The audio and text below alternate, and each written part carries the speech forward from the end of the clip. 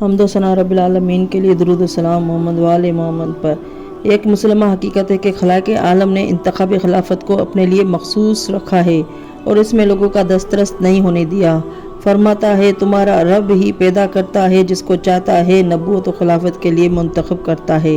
یاد رہے کہ انسان کو نہ انتخاب کا کوئی حق ہے اور نہ وہ اس میں خدا کے شریک ہو سکتے ہیں۔ یہی وجہ ہے کہ اس نے اپنے تمام خلفائے آدم سے خاتم تک خود مقرر کیے ہیں اور ان کا اعلان اپنے نبیوں کے ذریعے سے کرایا ہے۔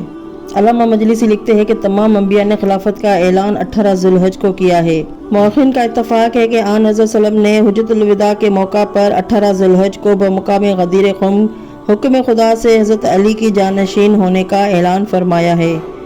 حضرت رسول اکرم صلی اللہ علیہ وآلہ وسلم 25 ذی القعدہ سن 10 ہجری کو حج آخر کے ارادے سے روانہ ہو کر 4 ذی الحج کو مکہ معظمہ پہنچے۔ آپ کے ہمراہ آپ کی تمام بیویاں اور حضرت سیدہ سلام اللہ علیہا تھیں۔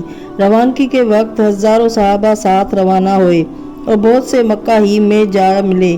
اس طرح آپ کے اصحاب کی تعداد 1,24,000 ہو گئی۔ حضرت علی علیہ السلام یمن سے مکہ پہنچے۔ حضور صلی اللہ علیہ وسلم نے فرمایا کہ تم قربانی مناسک حج میں میرے شریک ہو۔ اس حج کے موقع پر لوگوں نے اپنی آنکھوں سے آن حضرت صلی اللہ علیہ وسلم کو مناسک حج ادا کرتے ہوئے دیکھا اور مورکہ آرا خطبے سنے، جن میں بعض باتیں یہ تھیں: جاہلیت کے زمانے کے دستور کچل ڈالنے کے قابل ہیں، عربی کو اجمی اور اجمی کو عربی پر کوئی فضیلت نہیں، مسلمان ایک دوسرے کے بھائی ہیں، غلاموں کا خیال ضروری ہے، جاہلیت کے تمام خون معاف کر دیے گئے، جاہلیت کے تمام واجب الادا سود باطل کر دیے گئے۔ گرد حج سے فراغت کے بعد آپ مدینہ کا ارادہ سے 14 ذی الحج کو روانہ ہوئے۔ 1,24,000 اصحاب آپ کے ہمراہ تھے۔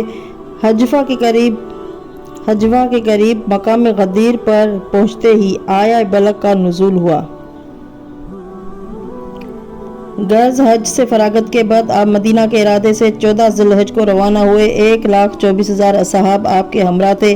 حجفہ کے قریب مقام غدیر پر پہنچتے ہی آیہ بلغ کا نزول ہوا۔ آپ صلی اللہ علیہ وسلم نے پالان شتر کا منبر بنایا اور بلال رضی اللہ عنہ کو حکم دیا کہ حی علی خیر العمل کہہ کر آواز دیں۔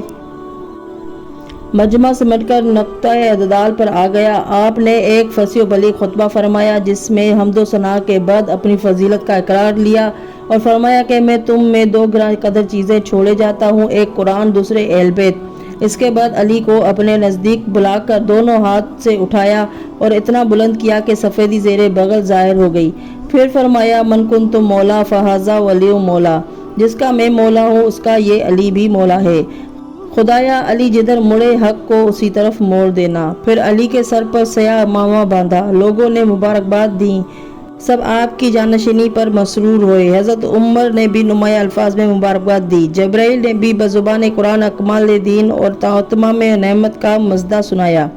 سیرت الانبیاء میں ہے کہ یہ جانشینی 18 ذی الحج کو واقع ہوئی۔ نور الابصار میں ہے کہ ایک شخص حارث بن نعمان فہری نے حضرت علی کے عمل غدیر قوم پر اعتراض کیا تو اسی وقت آسمان سے اس پر ایک پتھر گرا اور وہ مر گیا۔ واضح ہو کہ اس واقعہ غدیر قوم کو امام محدثین 100 صحابہ سے اس حدیث غدیر کی روایت کی ہے۔